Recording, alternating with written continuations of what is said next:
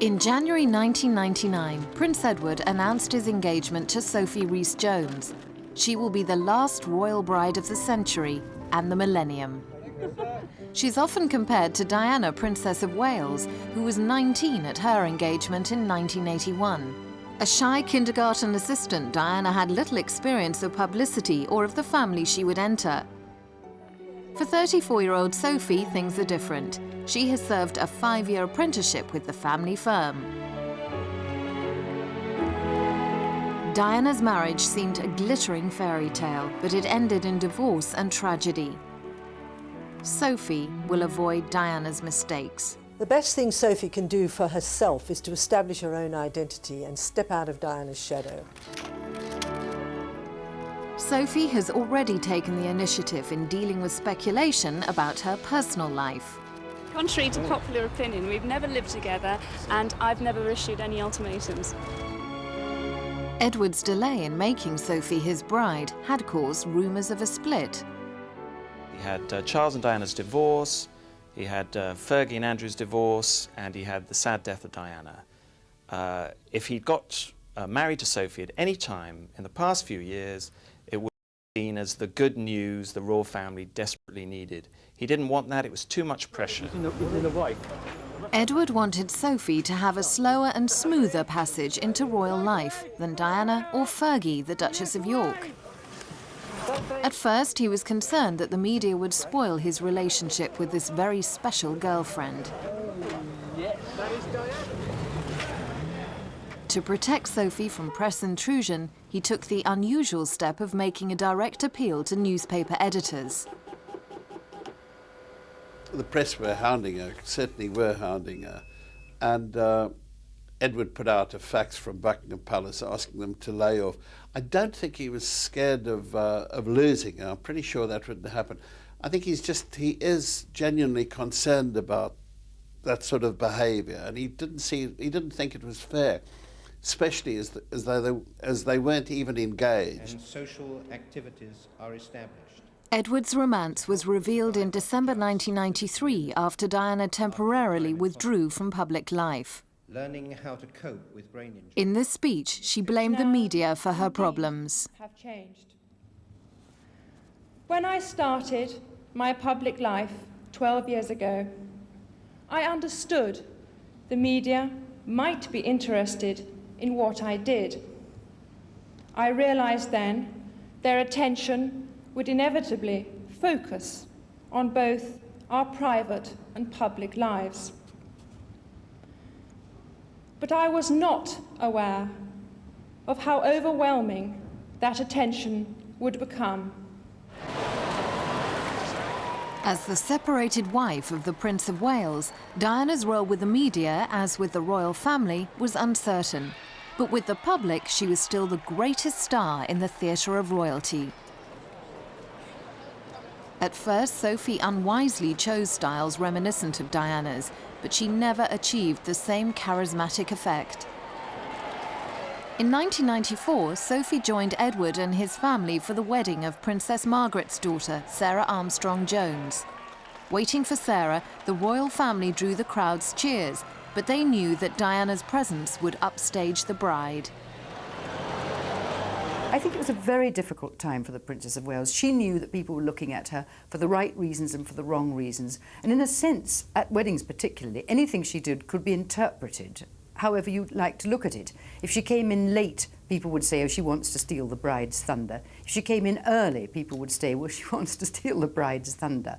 I think she was in an almost untenable position, because it is true that wherever she went and however she went, the camera, the people, they couldn't take their eyes off her.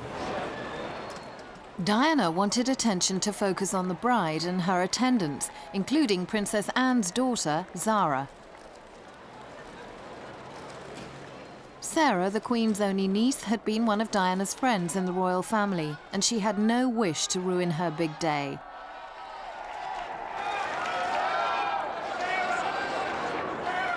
But Diana and her look-alike, Sophie, were bound to attract comment. If Sophie's smart, she will absorb what happened to Diana and work out her own look. Diana decided towards the end that the clean, pared down, very simple, chic line was best for her. It's certainly photographed very well. But, you know, she mustn't be seen to be copying Diana too, because that would be disastrous. Sarah's wedding was Sophie's first royal event, although she had often joined Edward's family at church, a privilege not accorded her predecessors. Diana took a close interest in Sophie's royal progress. Her self-sufficiency enabled her to cope under pressure. A public relations executive, she could deal easily with questions. Any comments about the stories in the papers this morning, Sophie? I think you're all getting a little too excited. Please. Sophie's work, especially for a London radio station, had meant frequent contact with the media. Somehow she balanced the dual role. Why are you leaving your job here? I think Sophie Rhys-Jones is coping brilliantly with all the attention. I mean, she is a PR woman herself, so she knows exactly, I think, the right distance to keep from people, which is important.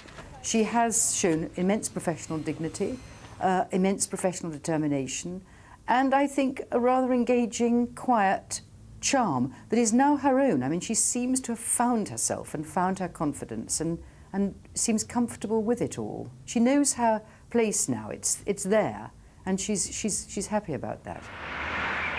Sophie grew up in Brenchley, a quiet village in rural Kent, and seemed set for a typical middle-class life. She and her brother David lived in a comfortable rather than ostentatious home. Security and stability were key values to their parents, Christopher and Mary Rhys-Jones. Well, I would call her country middle class. Her parents are not rich, but they believe that education is a better indicator of class than money. So they were prepared to spend the money they did have and do have on a good education for Sophie. She went to a private school in Kent. She very much had a village, middle-class upbringing. She gained 8 O-levels at school, but Sophie was an unexceptional pupil in a class that included a future Olympic swimmer. Sophie was a good mixer. She liked the theatre and sport, a foretaste of the interest she would share with her prince. In 1977, the Queen's Silver Jubilee year, Sophie played netball for her school. She grew up into an attractive young woman with no shortage of male admirers. She is an extremely popular girl. She's a sport, she's a great sport. She'll take part in any sort of game.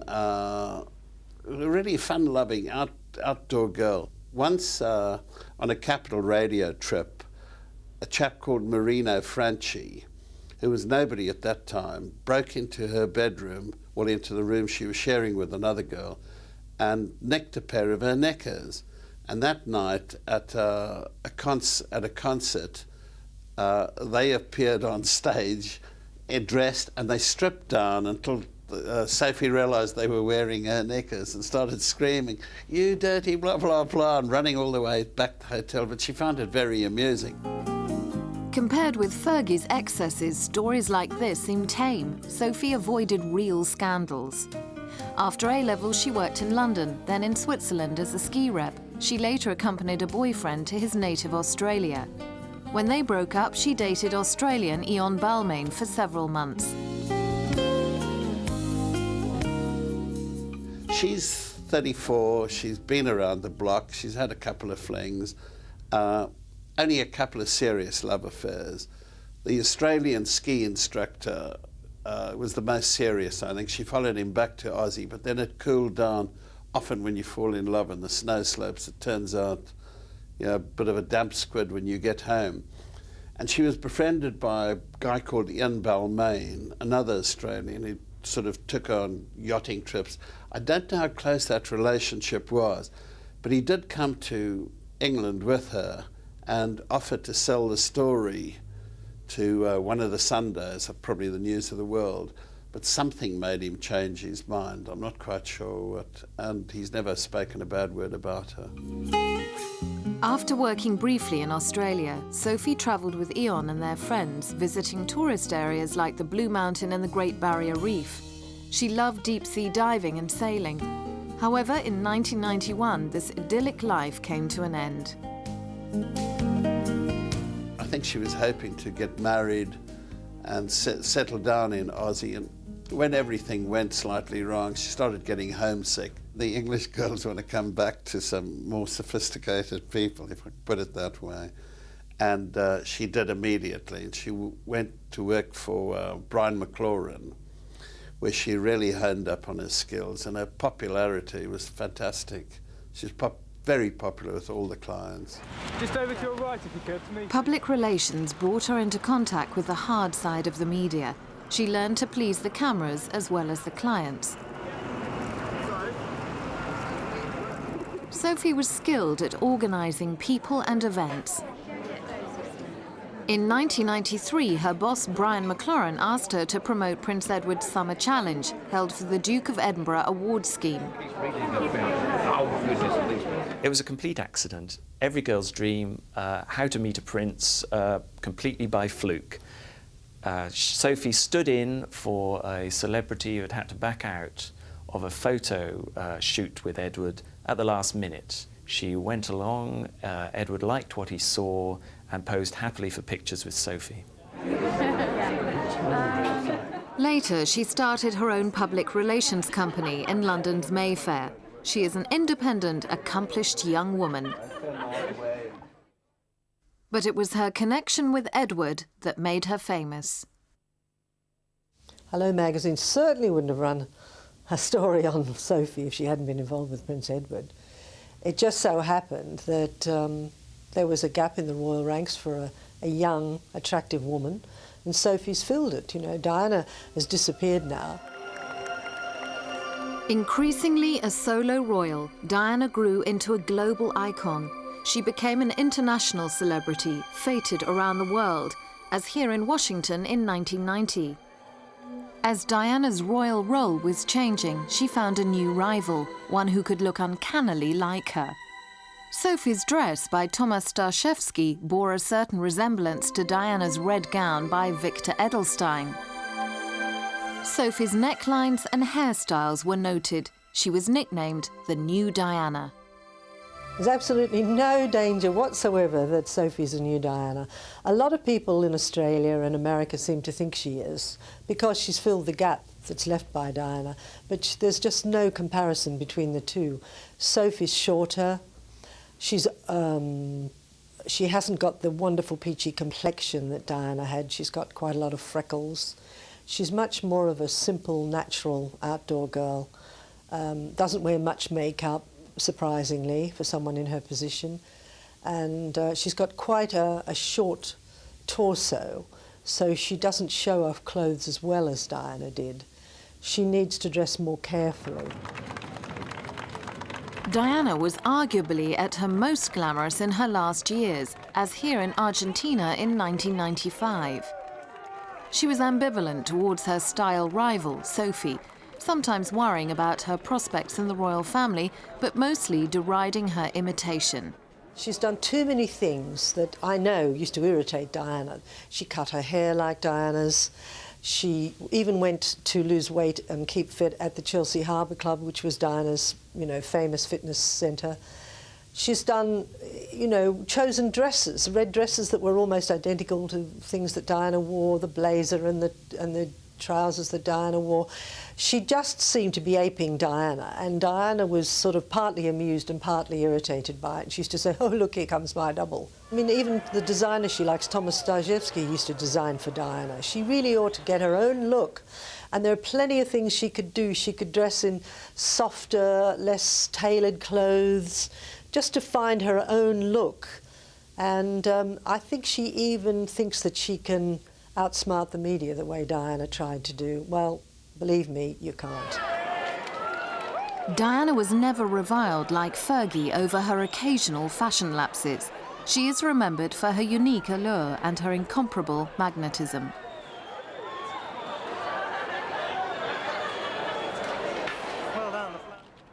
Sophie may never be described like Fergie as a style-free zone, but not everyone approved of her engagement suit. The engagement outfit she wore looked to me like something you wear at 6 o'clock in the evening, not 11 o'clock in the morning, partly because it had glittery beads all over it. And that smacks of a cocktail hour, not, you know, a morning engagement. The other problem with that outfit was that it was grey, and standing next to a prince in a dark suit didn't exactly make them look a colourful pair. If she'd been as clever as I think she is, she would have worn something that was more colourful, a pastel. You know, this spring we're told that lilac and blue and pink are the big colours for spring. She seemed to ignore all that, and she wore grey, which is a colour which was in 2 years ago. So, you know, I think Sophie has to study the fashion pages in the glossies a bit more carefully. Sophie may take on royal appointments. She already has experience through her promotional work with the Cancer Macmillan Relief Fund and other charities.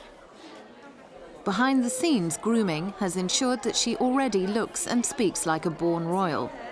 Children were wonderful. Not one of them cried, not one of them refused to go on, and I think they made it a lot of fun for everybody. They're brilliant. Ex-Rolling Stone Bill Wyman and his family helped Sophie promote a children's fashion parade for the charity Baby Lifeline. Any smart royal who gets involved with a baby charity is doing themselves a power of good, because it's much more difficult to get, you know, handicapped people, mentally disabled people in a newspaper or on television. It's just a fact of life. It's not politically correct, but it happens to be a fact. So, you know, you notice that Diana really became world famous for cuddling appealing little children. So I think, you know, Sophie was, you know, she's a PR girl. She knows how the world works. And I'm not saying that her motives were purely sort of to exploit that side of the baby charity, but it certainly has not done her any harm.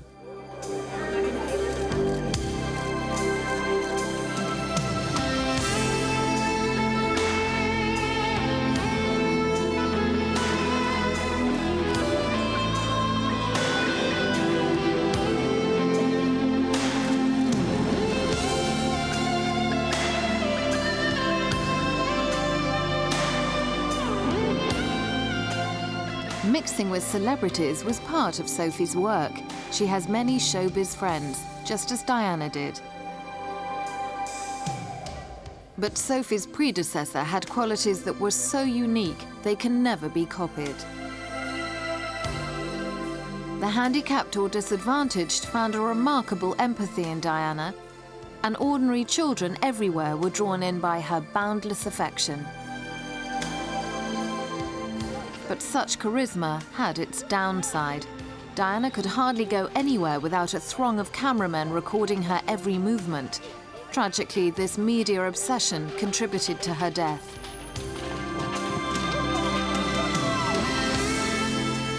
Now Sophie must find a way to cope with her own celebrity status.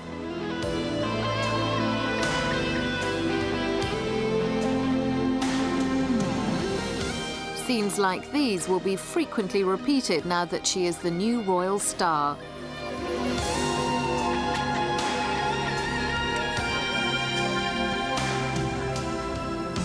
Sophie will look to Prince Edward for guidance and support in the early and testing years ahead.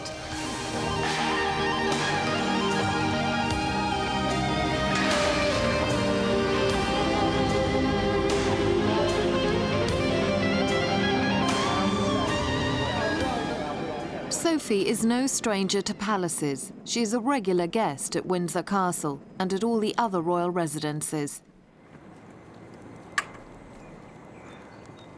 The Queen, riding at Windsor with Sophie, took an instant liking to this uncomplicated, friendly girl and gave her unprecedented access to the royal homes. She stayed many, many times at Buckingham Palace. She has her room in Edward's apartment. He has his room. Exactly where they sleep is something I don't really know. It would be a shame after being together for 5 years if they'd never done the deed. To the royals, Sophie is Diana without the dramas and Fergie without the frivolities. But what does she think of her future in-laws? I think Sophie's had plenty of time to decide what she does and doesn't like about the royal family. We're talking about 5, 6 years of living that life. Diana had a much quicker introduction into the royal family. with the engagement and marriage was done and dusted within a relatively short time. So she learnt about the life as she grew into it. And she was also, of course, much younger than Sophie when she married. Diana was 18 or 19, not a particularly formed personality at that time. Sophie's into her 30s, and if she doesn't know what she does and doesn't like about the royal family now, then she's never going to know. As Sophie's future mother-in-law, the Queen has effortlessly formed a close friendship with her son's wife-to-be. She's told friends, "Sophie has made me smile again." The royal family's problems have undoubtedly bonded Edward and Sophie together. They've spent several years, after all, under the same roof. They've experienced the strains and the enormous emotional turmoil of the royal family at a hideous time in the last 10 years for them. They've seen the damage, they've watched the hurt, they've seen the sort of disadvantages of being royal, which are legion, I would have thought. And I think that both of them have found something in each other, at least I hope they have, I'm sure they have, that will sustain them as a couple in the future. Elizabeth had been queen for 12 years by the time Edward was born in 1964. Now there was a mix of teenagers and toddlers at the palace. Charles was 15, Anne 13. Their brother Andrew was 4. This time round, the Queen made more time for her younger children. She cherished her second family and doted on her last son, whose childhood marked a period of great stability for the royal family. His grandmother seemed an eternally warm and welcoming presence in their lives. In Scotland, they broke off their journey to greet her before spending their annual summer holiday at Balmoral. On weekends away from boarding school, there were walks through the grounds of Frogmore at Windsor, one of several royal houses. Edward grew up in a highly privileged environment that inevitably separated him from the real world. You're the Queen's youngest son.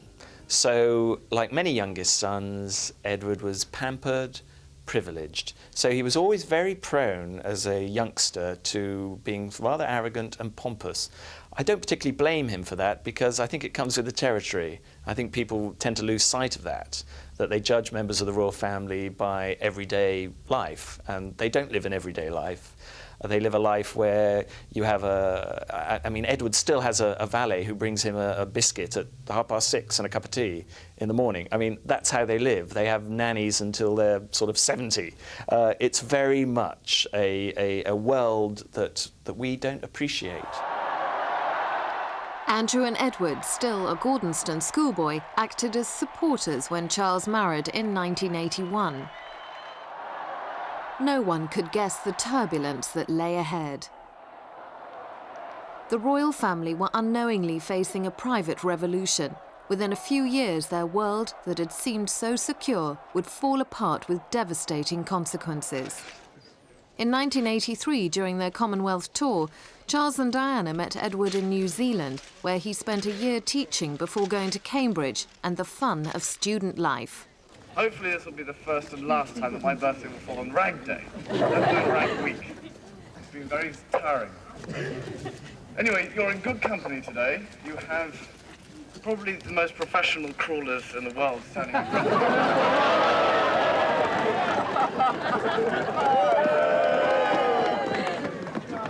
I've been waiting to say that all week. Tighten your nappies, fasten your safety pins, take a firm grip on your dummies.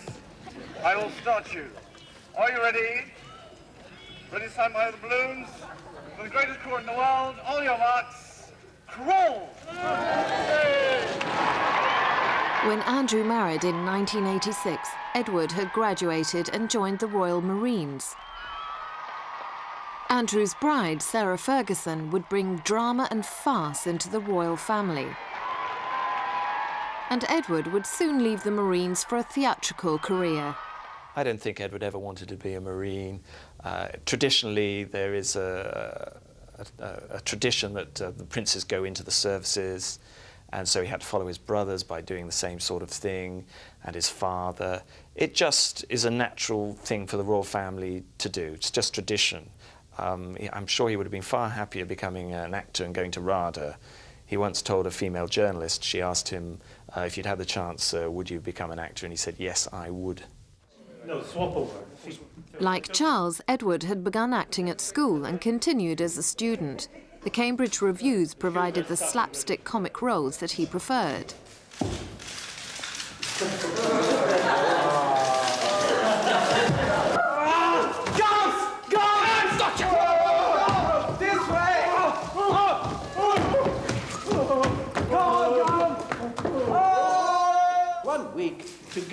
The dressing up and excitement of stage production took hold.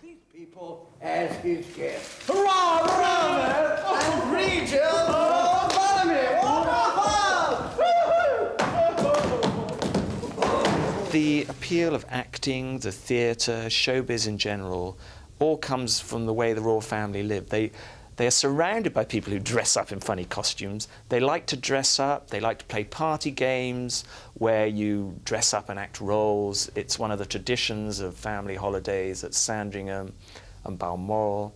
The royal family, their heroes and heroines are movie people.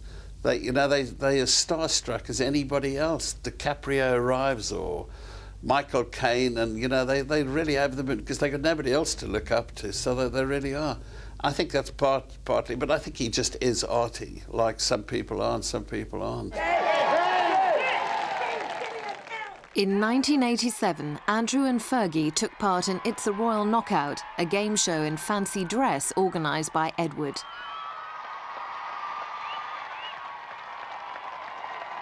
The day that he was filming It's a Knockout, it was a horrible day. The weather was foul. The media sat drenched in the rain all day long. So at the end of the day, when he came in for a press conference with everybody, and he said, "Don't you think that was wonderful?" They all said, "Well, no, not really. We didn't very much." They'd had hardly any access. They certainly weren't allowed to get any pictures because Edward had done an exclusive deal, and they were all thoroughly fed up. I only hope that you've enjoyed yourselves. Have you? Well, thanks for sounding so bloody enthusiastic. What have you been doing in here all day? May you well ask. Have you been watching it? Yeah. What did you think of it? Thanks. I thought it was great. He took this as a terrible personal criticism, and I remember one reporter filing the story that he flounced out of the press conference like a ballerina with a ladder in her tights, and he was just not prepared to see the other side of the story. He couldn't see that this huddled mass of wet reporters and photographers were just, thoroughly fed up and wanted to go home. Edward started working for the composer Andrew Lloyd Webber at a London theatre. On the first day, the press waited for Edward Windsor, as he now called himself. Good morning, sir. What are you doing this morning, sir? On cue, the prince jokingly indicated his lowly role as a production assistant by carrying tea bags. Later, Edward left the theatre and formed his own television company, Ardent Productions. While he moved in theatrical circles, gossip about his private life became a source of annoyance. It all started, in fact, from Edward saying, "I'm not gay," and with that classic newspaper trick, the headline on the front page was, "Edward says, I'm not gay." The whole world had no idea whether he was gay or not before he said that. And since then, it's been open season on discussing his sexuality. I just think people should forget about it. He likes the company of gay people. He's possibly so convinced of his own heterosexuality it doesn't bother him. He gets on extremely well with gays. He gets on extremely well in all the theatrical set. But it really bothered Sophie that he was, a lot of people said he was gay, and she said to a close friend, "He is definitely not gay, I can guarantee that," so take it from there. Edward's main sporting interest is real tennis, a cross between lawn tennis and squash, which he took up after sustaining too many injuries on the rugby field. He said, "With real tennis, I could belt the ball as hard as possible and it would come back into court off the back wall, perfect for a slogger like me." Real tennis had some majestic fans, notably King Henry VIII. But what of his romantic life? Princess Martha Louise of Norway was just one of Edward's girlfriends along the way. But perhaps it was a shared love of sport that was to be the deciding factor. It was Sophie who eventually won his heart at a real tennis match. He found that her confidence and professionalism helped her cope with the publicity surrounding their romance. I think when he was younger, he and the girls involved did find the press attention particularly difficult. And this is why I think he and Sophie have done so well. Being that little bit older and a little bit wiser, they've been able to compromise where necessary and get along quite well with the public attention. They've done very well on that sphere. It's hard to say whether being a PR girl helped Sophie become a princess or not. It certainly made her fairly astute, and I think that Edward appreciated that she knew the ropes. It wasn't like plucking an ordinary girl out of obscurity. Sophie already was familiar with the way the media works, and she's mentioned in interviews that she knows all their tricks. So in that sense, it's helped her, and it's probably helped Edward. The decommissioning of the Royal Yacht Britannia in November 1997 was a nostalgic event for the Queen and the royal family. Sophie's presence at the emotional ceremony was another clue to her acceptance within the royal fold. She makes every effort to fit in. Sophie goes out riding with the Queen, so she really was a pretty hopeless ride, and she's still not very good. And she says she's got an electric bottom, which means that when she gets on a horse, it takes off at a great rate of knots, which of course the rest of the royals think is hilarious. But Sophie tries, she doesn't mind making a fool of herself, getting her hair out of place, her makeup askew. She's very much in the tradition of what the Queen likes. The royal family disliked the way Diana always stole the show with her clothes and conduct, distracting attention at solemn events like VJ Day in 1994. I'm pretty certain that the royal family look on Sophie as a very good substitute for Diana, because she's the sort of substitute that suits them. She's not as high profile as Diana, never will be. She's not as gorgeous as Diana. She's the sort of person they wish Diana had been, a girl who knows her place and doesn't try to dazzle the rest of them. They'll never really have any serious problems with Sophie. She's in it for the long term. Royal reaction to Diana's death caused a crisis. Sophie was absent from the royal group at her funeral. She may be close to the royal family, but obviously was not considered to be part of a state event. The tragedy altered royal plans. I'm convinced that the engagement would have been announced much sooner if it hadn't been for, first of all, the divorce of Diana and Charles, and then a year later the funeral of Diana. It certainly meant that the royal family felt it would have been distasteful to rush out happy news of an engagement. They would have felt that with all the bad publicity they'd had, the public would have been suspicious that they were trying to bury Diana metaphorically as well as physically, and move on and try and say, well, it doesn't matter about her, we've got this other news to divert you now. A year after her death, a memorial service was held for Diana. There had been criticism over the royals' slow reaction to Diana's death. Now they were keen to avoid controversy. The Queen led her family, including Sophie, into Balmoral's little church where they had worshipped for many years.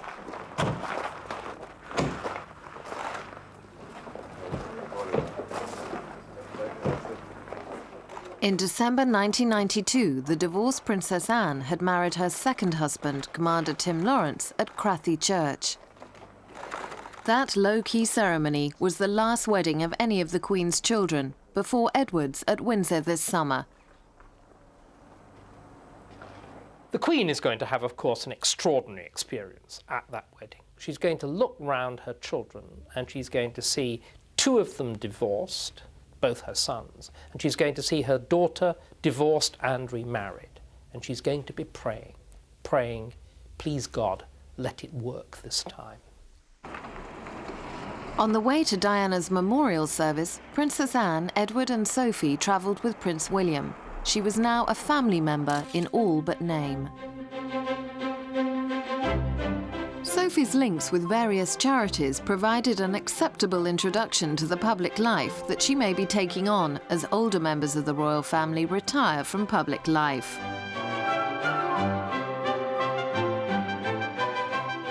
But will Sophie's ordinary background be enough to sustain her move into regal circles? There is just one other royal wife with a middle-class background, the Danish-born Duchess of Gloucester, formerly Birgitte van Deurs, a secretary.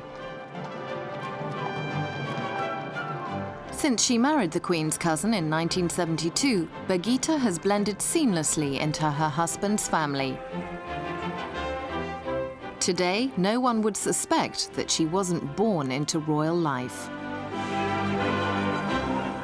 If Sophie's as smart as I think she is, she'll probably model herself on the Duchess of Gloucester, who doesn't give interviews, has always kept a low profile, knows her place, doesn't rock the boat, and certainly doesn't try to look more glamorous or more appealing than the royal ladies who are more senior to her.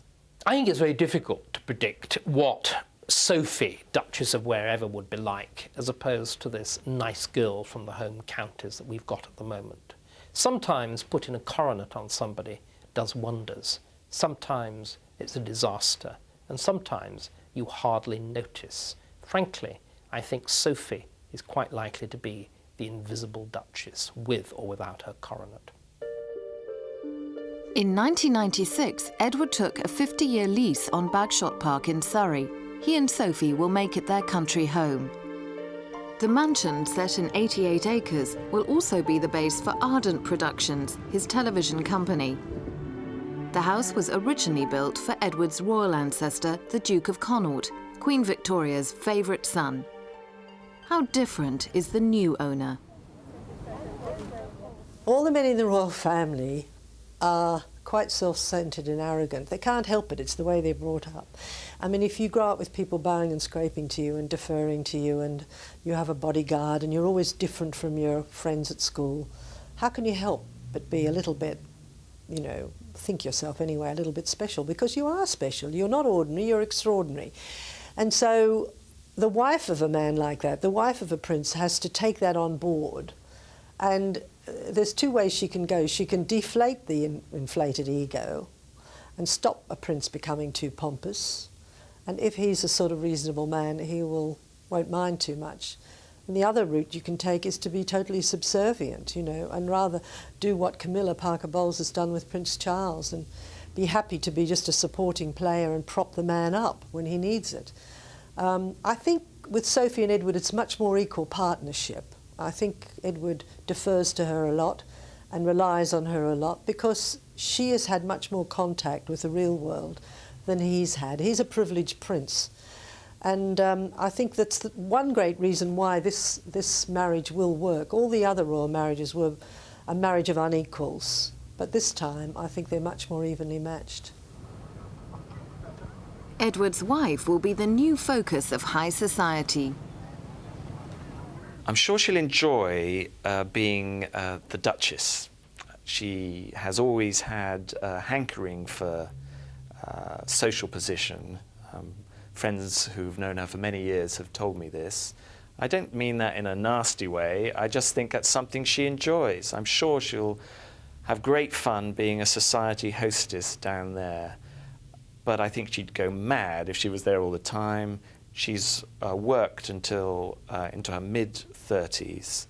She has a very successful career, and I'd be amazed if she wanted to give it up. This is very interesting, especially the question of whether Sophie and Edward are going to have children. I mean, her biological clock is ticking on, so they've got to get around to it fairly soon. But I've got the feeling that he wants to wants her to continue with her business, because at the moment it's making more than he is. Lady Helen Windsor was the last royal bride to marry at St George's Chapel. In July 1992, as her own marriage came under scrutiny, Diana joined the royal family in this return to an earlier tradition of private weddings.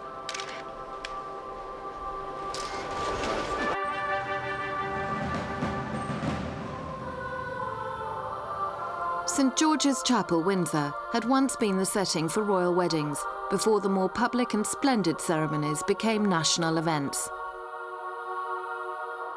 With the breakup of that marriage, the whole idea of the royal family as a monument of national virtue, as the Ark of the Covenant of family values, was destroyed. And I think what we're seeing, and what I hope we're seeing with the marriage of Edward and Sophie, is a retreat to something more modest, something less pretentious, something more, if it's not a paradox, a sort of private royal family, or at least one in which you don't parade family values.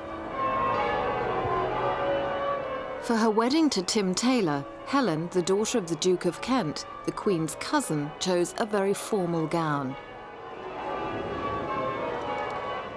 Made of heavy silk with a regal neckline, it was especially created for Helen by Catherine Walker, one of Diana's favourite designers. The next bride to walk down these steps will be Sophie. What will she be wearing? Any wedding in the royal family is a solemn occasion, joyful and solemn.